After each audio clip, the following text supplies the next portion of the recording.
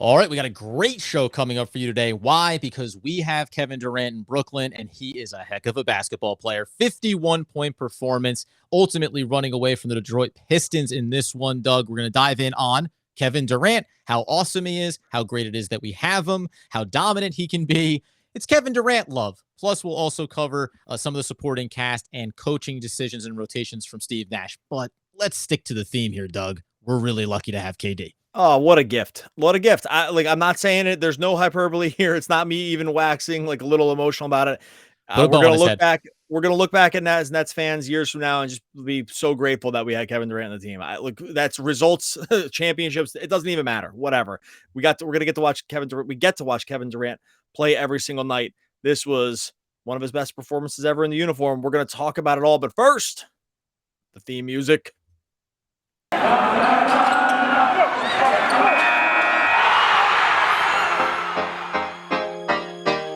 You are Locked On Nets, your daily Brooklyn Nets podcast. Part of the Locked On Podcast Network, your team every day.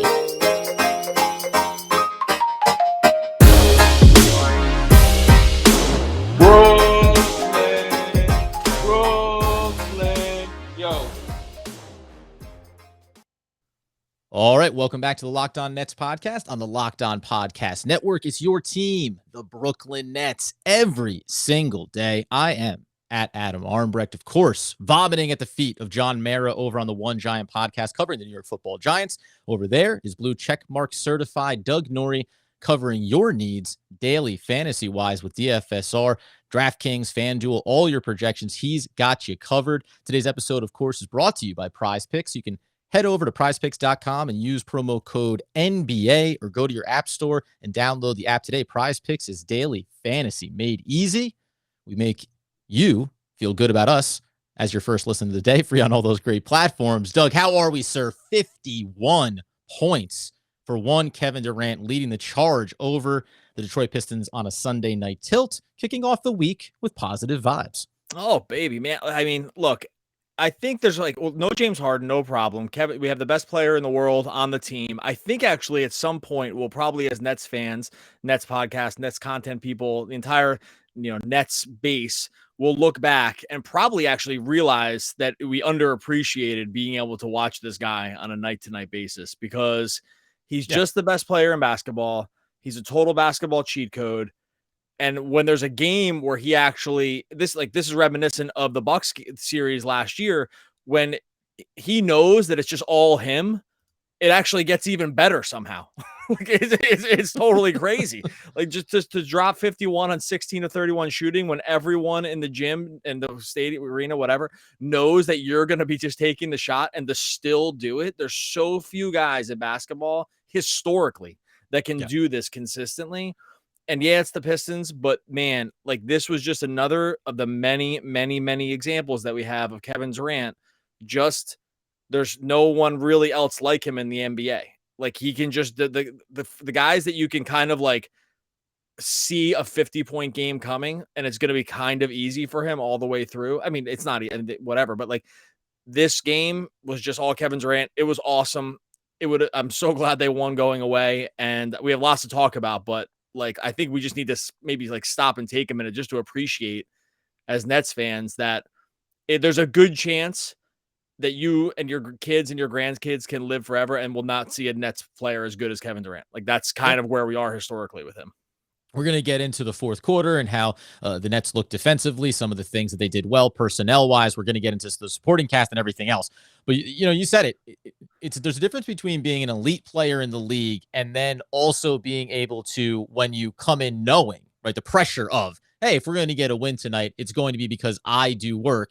And Kevin Durant did it start to finish, 5 of 10 from beyond the arc, by the way. So hitting 50% of your shots from the outside, getting to the line, knocking down 14 of 15 there as well.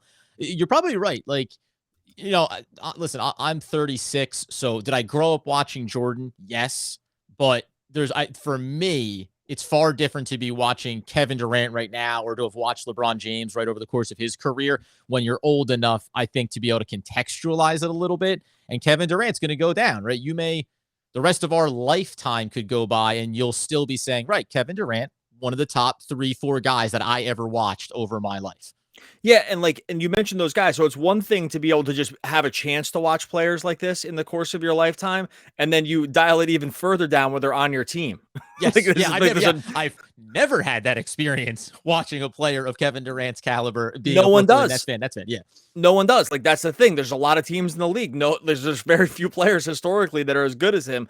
And so it's not overstating it to say that this game is it's not indicative of his like overall historical talent, but it's a reminder that look, this is just what you got the chance to see this on a random Sunday in December, right? Like, and it's just not going to come around. Like, there's just going to be days in life, in the world, that the world moves on and other basketball players will come around. But these generational talents do not come around very often. And he just happened to land in Brooklyn because a lot of good work Brooklyn did. And that's why on, like I said, a Sunday evening in December when, basketball can sort of start feeling like doldrums because it's the regular season and that's just kind of how things go. You just get these like quasi historical performances from a guy because he's just that freaking good. What I mean, listen, to cherry pick something out of the the bouquet of incredible play that he had tonight. Was there something that you loved tonight out of his game? I mean, listen, we know everything that he can do, but was there one facet tonight that you just went, oh, that's what I'm enjoying him going back to time and time again?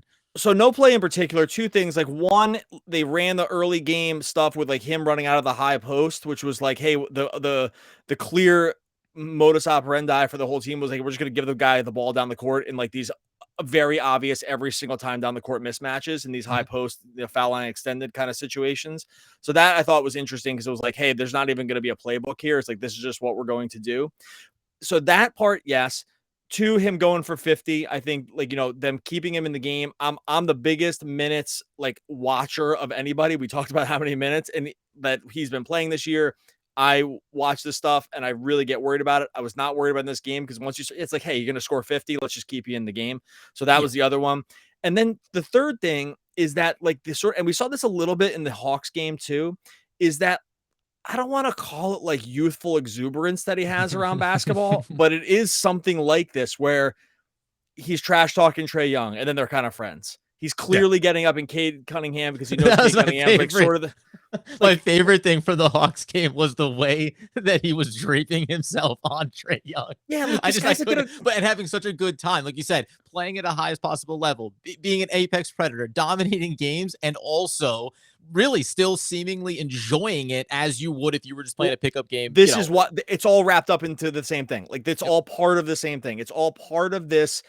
Like, I want to rip your heart out. Like, that's my first goal. My first goal is to rip your heart out. Like, you Trae Young, you look up to me. Yeah, like, he's still jawing at him. They almost got in a fight, but kind of not really because, like, they both kind of got into it. Today, he's slamming his chest, like, about Cade Cunningham, about coming up to guard him, and then he buries one on him. Like, he recognizes these other guys that are sort of on the ascension, right, on the same sort of trajectory as him.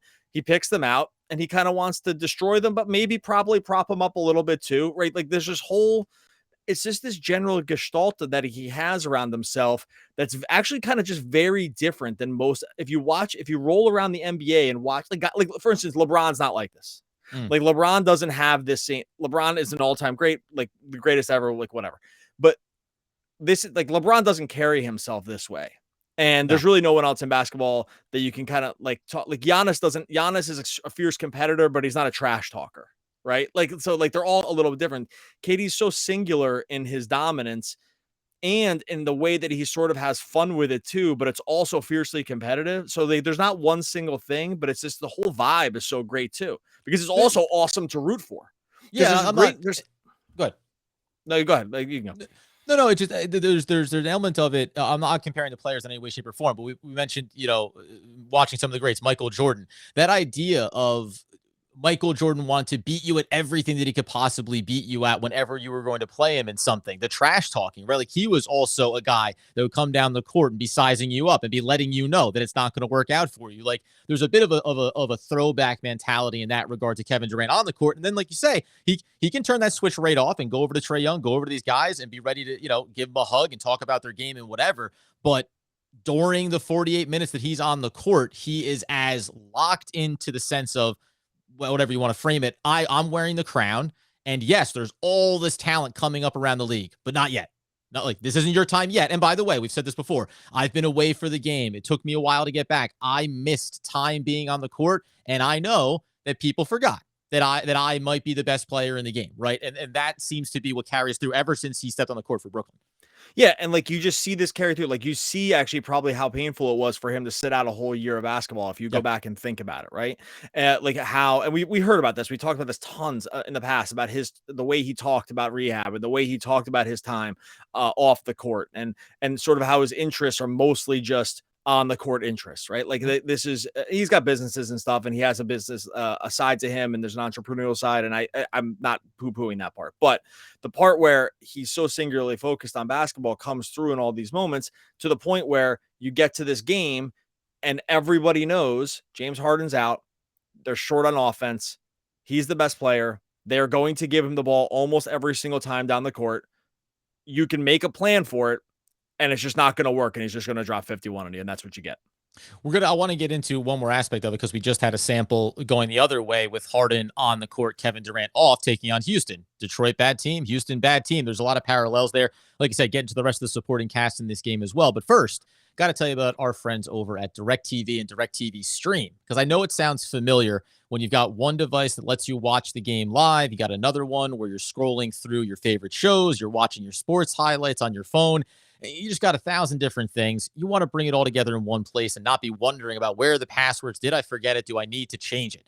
It all can come together with DirectTV Stream. It'll bring all that entertainment you love without the hassle, and it's a great way to get it all in one spot. Best part, there's no annual fee. There's no sign up. They have to keep re-upping with them. No, it's called DirectTV Stream, as I said, and it'll bring the live and on-demand favorites together like never before, so you can watch your favorite sports, movies, and shows all in one place. Means no more multiple remotes, no more multiple passwords, no more multiple devices and accounts. Get rid of the clutter and the confusion and get your TV together with DirectTV Stream. You can learn more at DirectTV.com. That's DirectTV.com. Compatible devices required. Content varies by package. Now, on the Kevin, the final piece of it. So I think that this is the difference, right? When you talk about having multiple talents, 3 superstars, 2 superstars, but there is a difference clearly at this stage of their career. And I'm not trending negative here, but this is the difference. Houston's a bad team. James Harden right now at this point of the season or at this point of his career is not going to just put a team on his back. And by the way, it's hard for players at that position to take over and dominate the game today the way maybe you could have 10 or 15 years ago, no matter what your size was. Kevin Durant was highlighted 1,000 times. His unique size, skill set, and ability to get to his spots on the floor whenever he wants is what affords you to come into a game like this, and we know, be trailing at one point, shockingly, and still end up lifting the team, taking over, and dominating for a long enough stretch to get the win. Yeah, like I think at one point Harden was like that. There's a chance that he gets back to it. Like I don't think that's not. I don't think there's a previous iterations of them that were more similar than dissimilar in terms of just the hierarchy of the NBA. I don't think Harden's there now, and I don't think that's like any hot take or anything either. No. It's just that his game is a step or two back from what it had been, and it's clearly a step or two back from where Durant is now, which is like perfect. So, and by the way, most guys are going to be like this, but like Harden is just not at the same level as him right now. I wouldn't put the loss fully at Harden's feet for Houston, but we kind of said that a little bit better of a game from him probably gets you home too. So I think that there's a clear, there always has been with this team since Harden came in, a hierarchy of talent. And I don't think that's really not in dispute, but it just because you make a good point by like seeing these two scenarios where all things are pretty much equal for the two games. I mean, no Aldridge in the Houston game, like all things are pretty much equal, and you get the one result and you get the other, and you can just kind of see the difference. So ultimately, the Nets win this one 116-104. We kind of not similar to last week. We start where it ends in the fourth quarter because the Nets are winning at the break. They do get behind in the first half. They have the big lead. You expect them to build up against the Detroit Pistons. Only ends up being a 60-57 lead at the half. They get outscored by 8 in the third quarter. And now what has been a running theme for this team, the fourth quarter defense. Now, you can look at it two ways. Should you be doing more of it earlier in the game so you don't get to this spot? Maybe. But we know that defense is a secondary piece to the NBA game. Fourth quarter, bad Detroit Piston team, dominant Kevin Durant, and then a lot of the right things in support of him from a lineup standpoint that helped the Nets lock down the Detroit Pistons and hold them, I think it's a similar number, 13, 14, 13, the last 3 games in the fourth quarter against the opposition. Yeah, they just dialed up the defense to start the fourth quarter, and it was like the perfect group to run in terms of like having Claxton on the court, who's clearly become one of the better switching defenders in the entire NBA. Relishes the chance to take on opposing sort of like wing guard types whenever possible. He's been vocal about it. It's clear he's backed it up in his time. And then they just dialed up the defense to such a degree.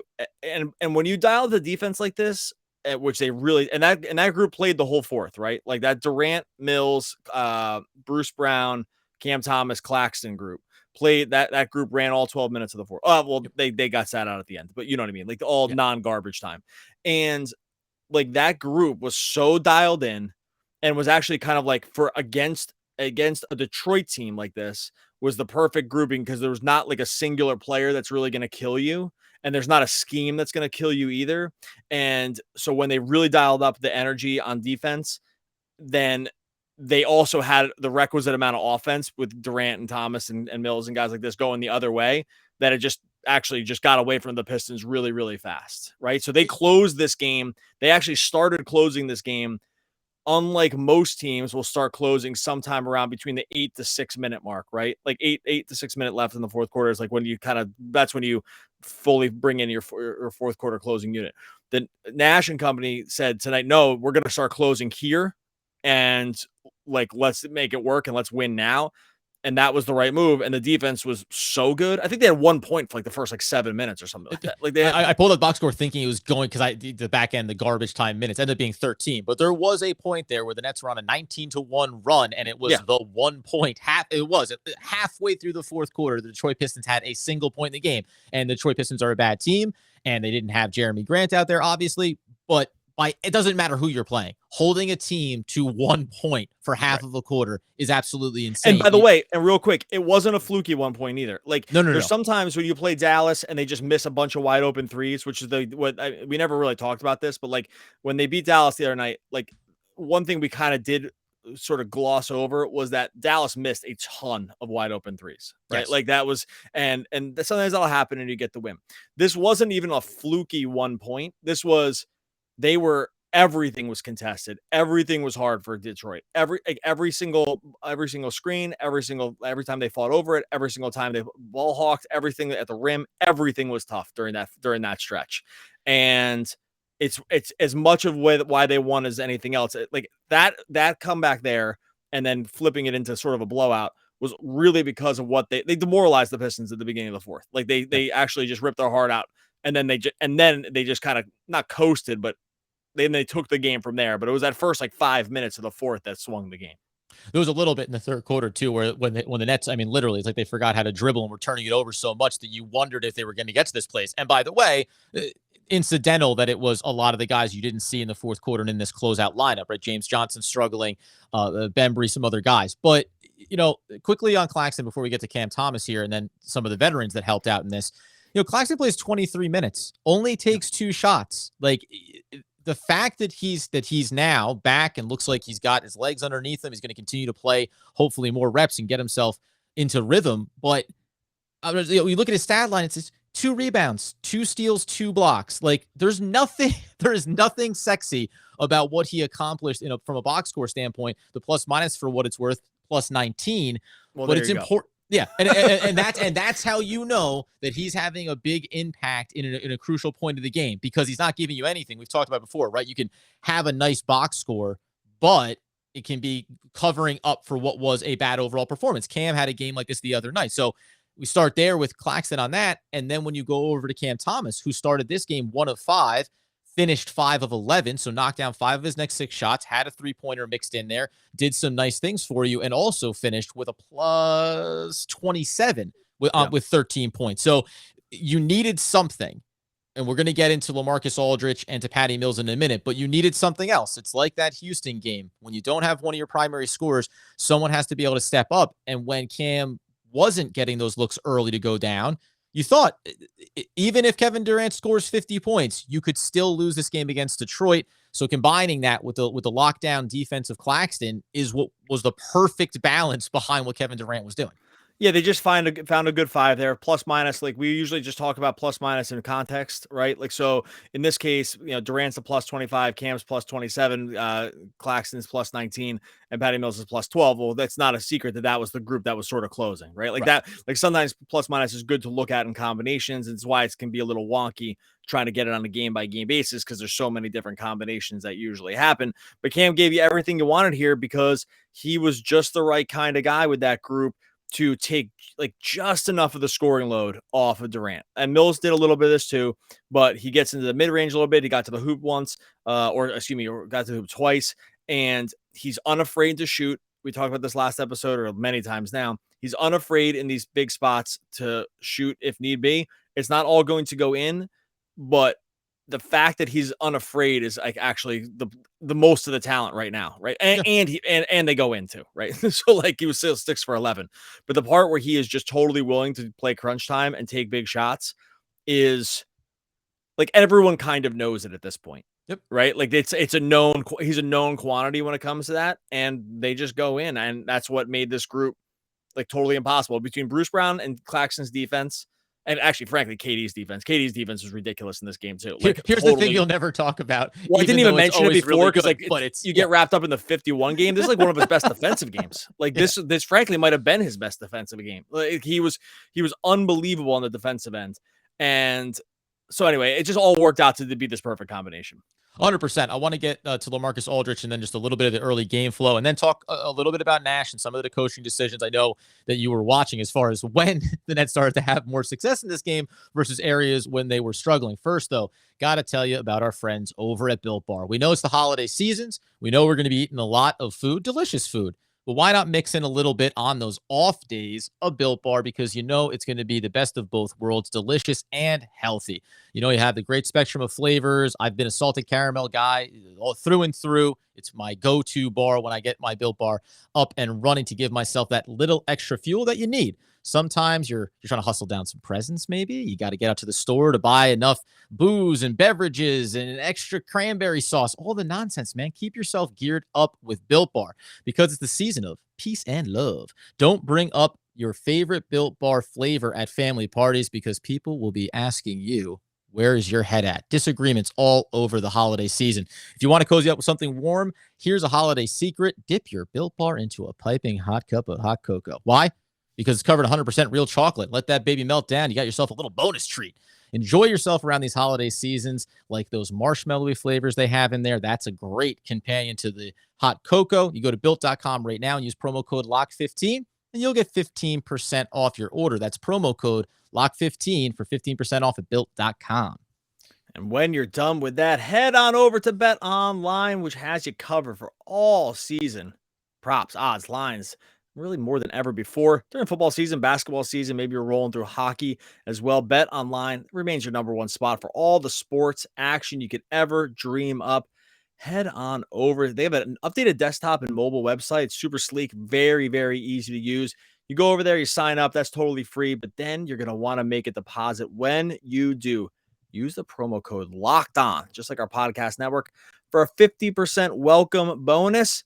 50% on top of that first bonus, but you got to use, or on top of that first deposit, you have to use the promo code Locked On. Basketball, football, NHL, boxing, UFC, Vegas casino games as well. Don't wait, take advantage.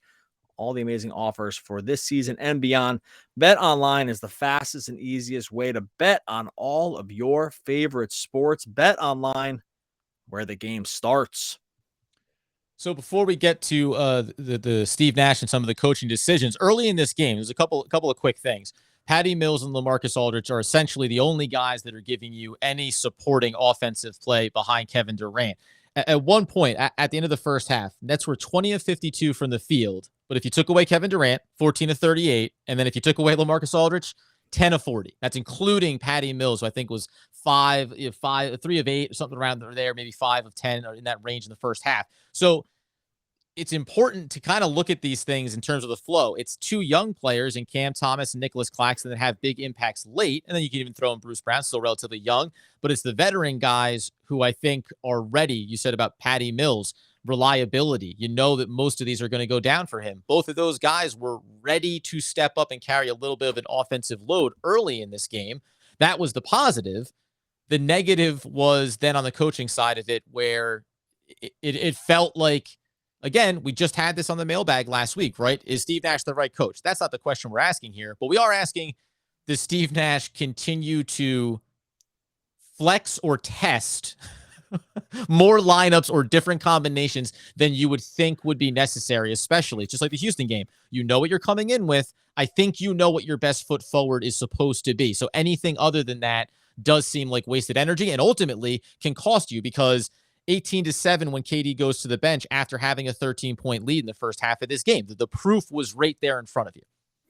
Okay, so I'll say a couple nice things before I get to the negative part. One, the nice thing is about the last couple games for Nash, he's found the right thing, right? Like, so through the course of the game, whether it was bringing in Claxton to play the second half against the Hawks, I'll give him, I guess, a positive for that, because that clearly swung the game. Like Claxton's switching defense, especially when it came to Trae Young, was actually a key piece of why they beat Atlanta. We didn't podcast after that game, so he got there with it.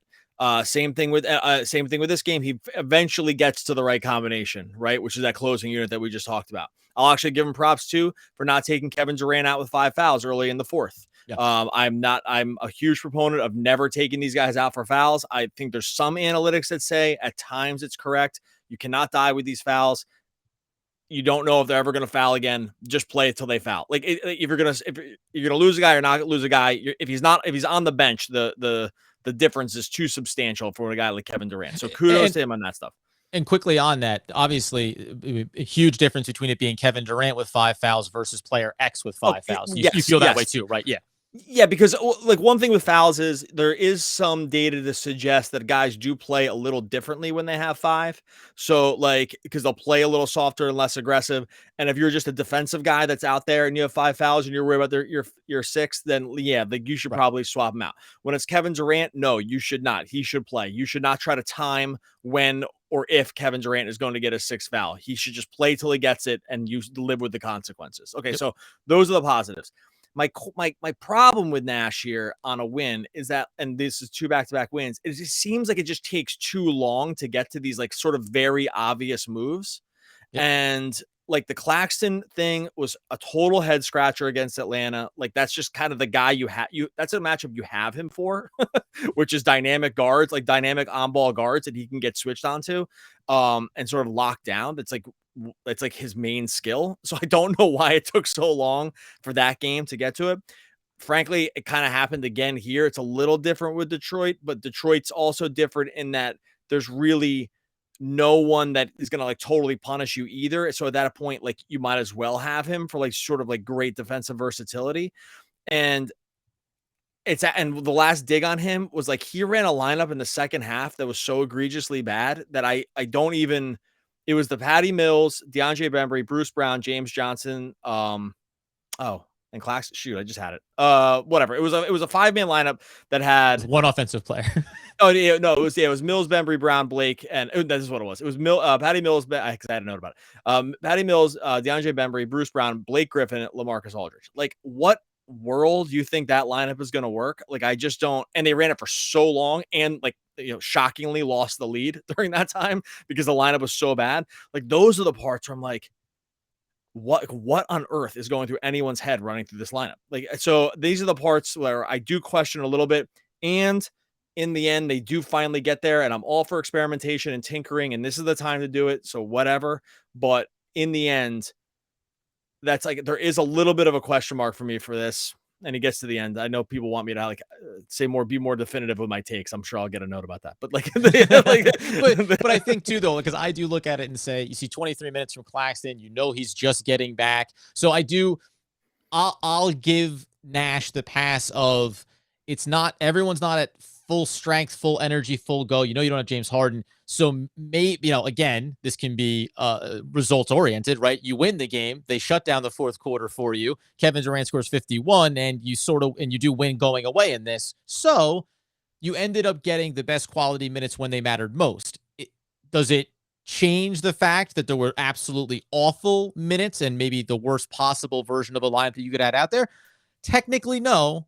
But I'm going to look at it as with who you had available for you, you knew you were going to have a bad run at some point, and maybe Nash was like, listen, put out the worst. Give me the longest run of the worst possible lineup, and I think it'll come out in the wash. Now, when you see Kevin Durant play 41 minutes, and we talked about a big game for him, I know there's better versions of it. So this is definitely a little bit of window dressing from me. But it's hard because until it's 100% everybody available and everyone has their very defined rules that I know what they are, I still end up a little bit in this murky water of being like, yeah. And also you probably had to live with it at some point, though it did go on far too long for that stretch. Yeah, they just needed to put Cam Thomas with that group and take one of those guys out like Blake. That's all I'm saying is that they just needed one more ball handler in that group or either one more ball handler or another shooter, and Thomas is like half of both, right? He's like a pretty good pull-up shooter, and he's decent on the ball, and it's like he should have just been in that group. That's all I'm kind of saying is that there should have been just one other change. And by the way, I will say for me, when it comes to coaching criticisms around this, I really make sure that I try to very hard to make it so that it was only things that I disagreed with in the moment. I really don't like to play like Monday morning quarterback on this stuff and look at what the results were later. If I wasn't thinking about it at the time, because I think it's sort of intellectually dishonest to do that. And I think far too many fans will look at the result of something and say, oh, knew it, when they didn't really know it. Right? Say they had started the fourth quarter and it didn't work out. The Nets lose, right? Now, at the start of the fourth quarter, if you said, yes, this is the lineup I wanted to see, and they went on to lose, it would be, oh, well, if they lost, now I'll change my tune on it. No, that's what I wanted to see. It doesn't work out. The same way you say, I didn't like this lineup. I never thought it should have been there, and the results pay off. I tweeted about the time. I was like, "This is a disaster. I don't know what is going on with this lineup." That's really why I'm saying I have the receipts for this. So this is why I'm bringing up these sort of coaching decisions that seem very head scratcher. And look, I'm again try to play lots of different combinations because sometimes things will work that you wouldn't think that would work, and these are the times to figure it out. And there's just been a couple really curious things that's happened over the last couple of games with rotations and minutes that have made me think, I don't know what's going on. Anyway, but by the way, real quick, the quality of that closing lineup for the Brooklyn Nets, and to your point, dominant performance from Kevin Durant. We're going to glow about it probably for a couple of days to come here with the Raptors coming up on Tuesday for that. But Bruce Brown, Patty Mills, Cam Thomas, Claxton. I mean, it's a small group in and around Kevin Durant. And we said this a few times, or at least I know I have, and I'm pretty sure you have, that the smaller lineups, especially when it comes to specific matchups and also closing and having that offensive balance when you know you don't have certain players available for you right now, that's important. And that seems to be where the Nets can lean on for success. And obviously having Durant be the front end of that is perfect. And the versatility that Claxton and even Bruce Brown bring you defensively, that's how you can get away with being undersized and having just enough firepower. And it also works against a team that's playing Frank Jackson and Saban Lee and Cade Cunningham. You know what I mean? Like these are going to be a certain teams that you can run smaller and not really lose sleep over it. This is one of them. It's not like they're closing with like the Warriors death lineup, right? Like where you're going to get switched into oblivion and they're going to work the ball so far around you that you're going to be like, you're going to look like you were standing in quicksand. Like, so there's right. There's no, this is a fine team to go and play small and quick and very aggressive and they're pretty athletic against. It wouldn't work against everybody. But hey, they found it and they won, and Kevin Durant's the best. And like, what are you gonna do? Like, that's why we didn't leave. That's why we didn't leave with it. We ended with it. Kevin Durant's the best player in the world. You get to see it every night. It's a gift. I hope we never take. I hope that we all remind ourselves for now and years to come to not ever to kind of not to take it for granted. So there you go. Kevin Durant, 51 points. We We'll back again. No, that's what I usually say at the end. I'm all screwed up because of Kevin Durant. Go over to you. You can see me floundering through this part. Go over to YouTube, subscribe to the Locked On Nets YouTube channel. I'm going to put the link in the show notes. We're so grateful. Everyone over on YouTube, the numbers have really ticked up. The subscribers are up. There's tons of comments. Go jump into the comments. Adam and I try to respond to just about everything that's in there. And we're really appreciative that for everyone that's jumped into Locked On Nets YouTube. Go subscribe now. I'm going to put the link in the show notes. You better believe it, my friend. And listen, we're talking about being the best, talking about being dominant. How about this for one? I set out to be the best, and I am. Arnold Schwarzenegger. Oh my goodness, one of the all-time great poets. One of the greatest, actually. Arnie. We'll be back again tomorrow talking more Brooklyn Nets basketball.